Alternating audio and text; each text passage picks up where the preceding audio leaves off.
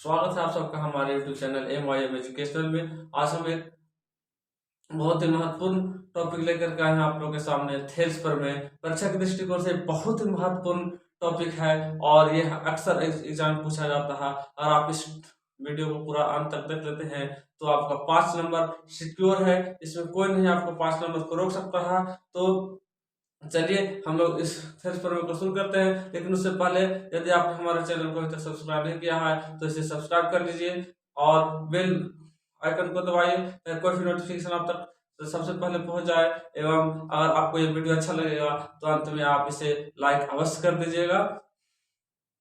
तो चलिए हम लोग स्टार्ट करते हैं थेल्स पर में। देखिए परीक्षा में कभी कभी इस थेल्स पर में के लिए कहता है कि लिख करके सिद्ध कीजिए, और कभी कभी स्टेटमेंट दिया हुआ रहता है उसको हम लोगों को सिद्ध करना रहता है। तो सबसे पहले हम लोग देखते हैं थेल्स पर में का स्टेटमेंट क्या कहता है। व्हाट इज थेल्स पर में? तो थेल्स पर में क्या है, किसी त्रिभुज यदि किसी त्रिभुज की एक भुजा के समांतर अन्य दो भुजाओं को भिन्न भिन्न बिंदुओं पर प्रतिच्छेद करने के लिए एक रेखा खींची जाए तो ये अन्य दो भुजाएं एक ही अनुपात में विभाजित हो जाती है। तो इसको सबसे पहले अगर हम लोग को समझना है तो एक हम लोग त्रिभुज लेते हैं। देखिए ये हम लोग पास क्या है, एक त्रिभुज ले लिए हैं, ठीक है ना।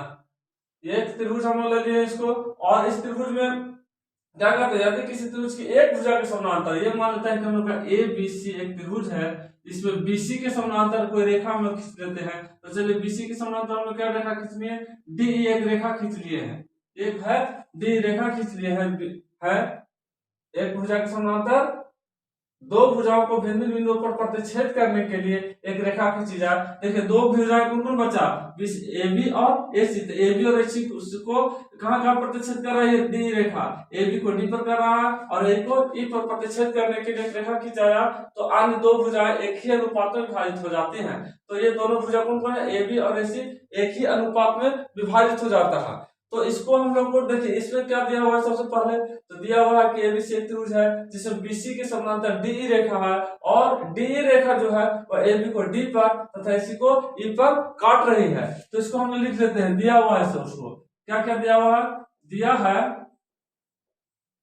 त्रिभुज ABC में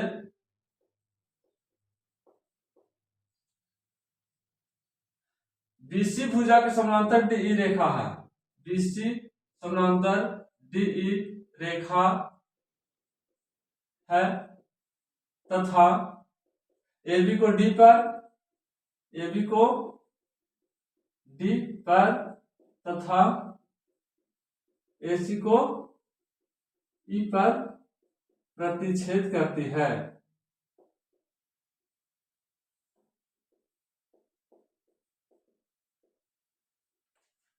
तो अब हम लोग को क्या सिद्ध करना है, ये डी रेखा जो है, डी रेखा AB और AC को समान अनुपात में बांटती है। कहने का अर्थ हुआ कि AB क्या है, AB जो है AD बटा DB में बढ़ रहा है और AC क्या बढ़ रहा है, AE बटा EC में। तो यही जो दोनों अनुपात है AD बटा DB और AE बटा EC, ये दोनों क्या होगा, समान अनुपात है, बराबर है। तो हम लोग को सिद्ध क्या करना है, देखते हैं सेकेंड स्टेप। फर्स्ट स्टेप में थ्योरम को कोई भी बनाता है तो फर्स्ट स्टेप हम लोग लिखते हैं जो थ्योरम दिया हुआ रहता है, और सेकेंड स्टेप हम लोग लिखते हैं कि सिद्ध क्या करना है। सिद्ध क्या करना हम लोग, सिद्ध करना है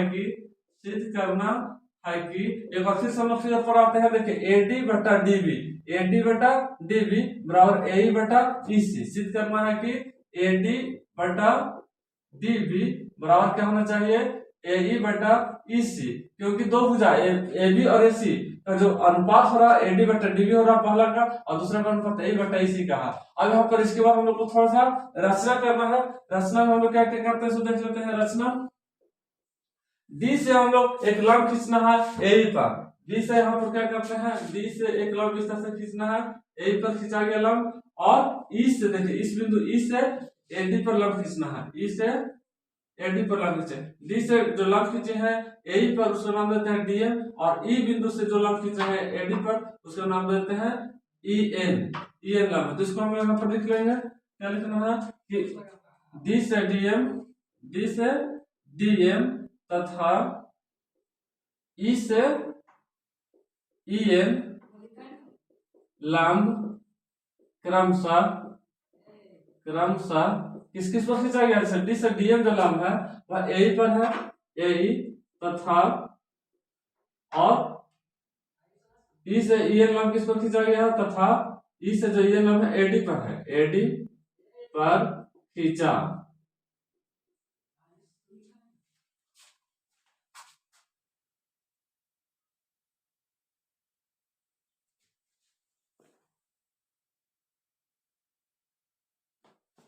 इसके बाद हम लोग को क्या करना है, बी से ई को और सी से डी को मिला देना है, उसको भी हम लोग लिख लेते हैं। एवं बी से ई को और सी से डी को मिलाया। चलिए बी से ई को मिलाइए, यहां से इस तरह से मिल गया, और सी से डी को मिला दिए हैं। अब इसके बाद हम लोग को प्रमाण में आना है, ये हम लोग का फोर्थ स्टेप है प्रमाण।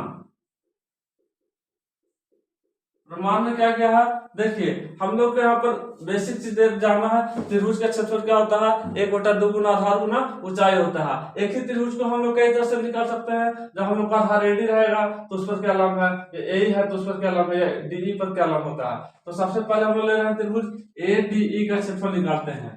प्रमाण में लिखते हैं त्रिभुज ए डी ई का क्षेत्रफल।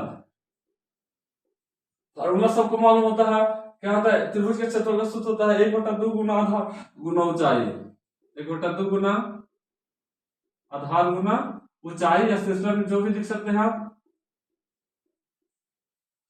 तो हम लोग का देखिए 1/2 आधार हम लोग का क्या लेना है, एडी लेना है। इसको एक ट्रिक भी है समझने के लिए, हम लोग को सिद्ध क्या करना है, एडी बटा डीबी सिद्ध करना है।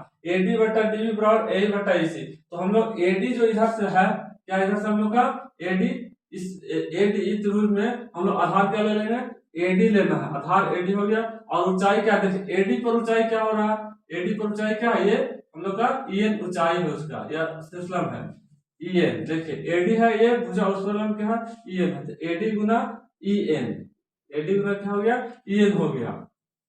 अब हम लोग को अगला में लेना है क्या, सब त्रिभुज, देखिए ये त्रिभुज ले लेना है, ये ए डी ई का क्षेत्रफल निकालते हैं। दोनों एक ही आधार है एडी और डीबी का। तो यहाँ पर क्या हो रहा है, त्रिभुज बीडीई का क्षेत्रफल, त्रिभुज बीडीई का क्षेत्रफल क्या होगा, फॉर्मूला सेम रहेगा त्रिभुज का तो, लेकिन यहाँ पर क्या चेंज हो रहा है, आधार और हम लोग का चेंज हो रहा है। अब क्या है, हम लोग का आधार बीडी, देखिए लाना क्या था, एडी बटा डीबी। तो पहले हम लोग एडी दिए थे एडी त्रिभुज के लिए, और अब बीडी त्रिभुज के लिए हम लोग का आधार क्या होगा, बीडी होगा। 1/2 गुना बीडी और गुना, और इसका ऊंचाई क्या होगा, इस देखिए बीडी जो है, बीडी जो त्रिभुज है वह अधिक कोण त्रिभुज है, और अधिक कोण त्रिभुज में ऊंचाई क्या होता है, आधार के बढ़े हुए भाग पे होता है। बहुत लोग कह रहे थे सर ये इस ऊंचाई कैसे हो सकता है, ये तो ए तक तो है ही नहीं है त्रिभुज, बीडीई जो त्रिभुज है वह ए तक नहीं है, लेकिन ए क्या है, बीडी का बढ़ा हुआ भाग है। तो अधिक कोण त्रिभुज में शीर्षम जो निकाला जाता है हम लोग को, वह बढ़े हुए भाग से शीर्षम निकलता है। तो यहाँ पर क्या हो रहा है, 1/2 गुना बीडी गुना इसका भी होगा ई एन, और जब दोनों को हम लोग अनुपात में लाते हैं तो लिखेंगे त्रिभुज ए डी ई का क्षेत्रफल,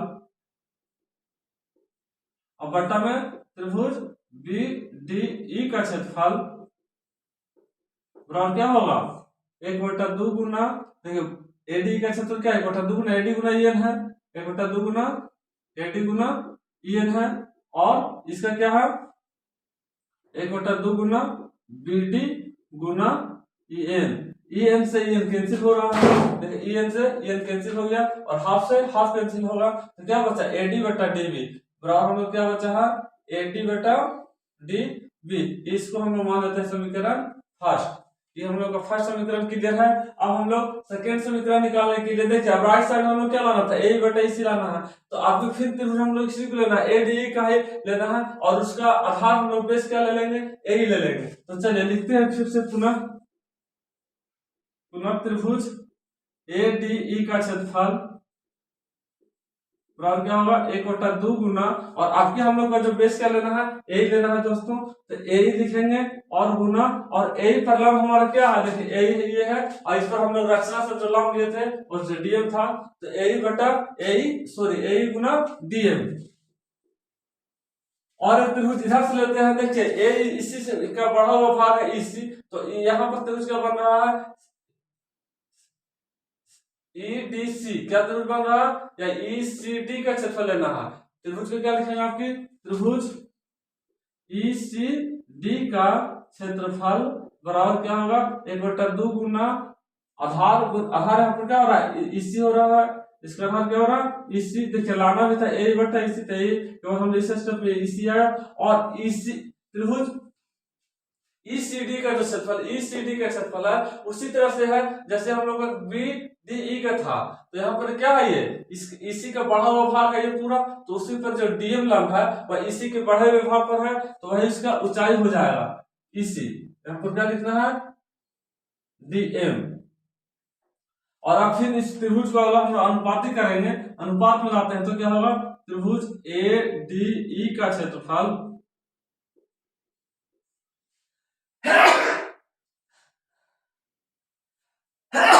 सॉरी, और फिर त्रिभुज ईसीडी का क्षेत्रफल बराबर क्या होगा, इसको अनुपात में लाते हैं तो 1/2 गुना ए गुना डीएम, और बटा में 1/2 गुना ईसी गुना डीएम। यहाँ पर डीएम से डीएम कैंसिल हो रहा, हाफ से हाफ कैंसिल हो रहा, क्या बचा हम लोग का, ए बटा ईसी।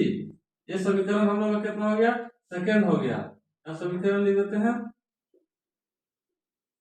सेकेंड समीकरण हो गया। अब हम लोग बात करेंगे दोनों जो हम लोग का इक्वेशन आया है, फर्स्ट इक्वेशन और सेकेंड इक्वेशन, पहला समीकरण दूसरा समीकरण में देखिए ऊपर में जो है इधर लेफ्ट साइड में सेम है, त्रिभुज एडीई का क्षेत्रफल है और इसमें त्रिभुज एडीई का क्षेत्रफल है, तो लेफ्ट साइड का जो अंश है वह क्या दोनों का सेम है, तो हम लोग हर का तुलना करेंगे तो बीडीई का क्षेत्रफल और त्रिभुज ईसीडी का, तो हम लोग बात करेंगे, देखिए कौन सा त्रिभुज ले रहे हैं, बीडीई का, ये है हम लोग इस बार कलर करते हैं, देखिए यह क्या बीडीई का है, और यहाँ पर हम लोग का क्या ऑप्शन नीचे ईसीडी, ईसीडी का क्षेत्रफल देखिए ये क्या, इसको बात करें तो यहाँ पर क्या हम लोग का देख रहे हैं, ये जो दोनों त्रिभुज है वह सेम आधार है, डी दोनों के लिए क्या सेम आधार है, और दो पैरेलल लाइन के बीच में स्थित है। तो हम लोग पिछला क्लास में एक थ्योरम पढ़े थे कि यदि कोई त्रिभुज दो पैरेलल लाइन और एक ही आधार पर स्थित हो तो उनके क्षेत्रफल क्या होते हैं, समान होते हैं। तो उसी फार्मूला के, उसी थ्योरम के तहत हम लोग यहाँ पर लिखेंगे कि चूंकि त्रिभुज, कौन सा त्रिभुज लिया है, बीडीई, त्रिभुज बीडीई का क्षेत्रफल और त्रिभुज ईसीडी का क्षेत्रफल, ईसीडी का क्षेत्रफल बराबर होगा, क्यों बराबर होगा, क्योंकि ये दोनों त्रिभुज एक ही आधार, क्या दोनों का एक ही आधार है, सेम आधार क्या है, इसको मेंशन कर दीजिए, एक ही आधार डीई है, एक ही आधार डीई, और समांतर रेखा कौन कौन है, बीसी समांतर डी, जो कि क्वेश्चन में दिया हुआ था, थ्योरम में ही कह रहा कि बीसी के समांतर डी रेखा खींची हुई है, तो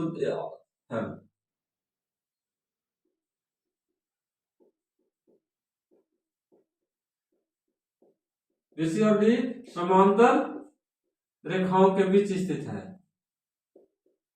समांतर रेखाओं के बीच स्थित है। तो इस तरह से दोनों क्या हो गया, दोनों त्रिभुज का क्षेत्रफल बराबर हो गया, अतः हम लोग लिख सकते हैं समीकरण एक और दूसरे, देखिए अब ये इसका क्षेत्रफल को बराबर हो जाएगा, तो समीकरण 1 और समीकरण 2 का लेफ्ट हैंड साइड क्या होगा, सेम हो जा रहा, क्या हो रहा, तो लिखेंगे अतः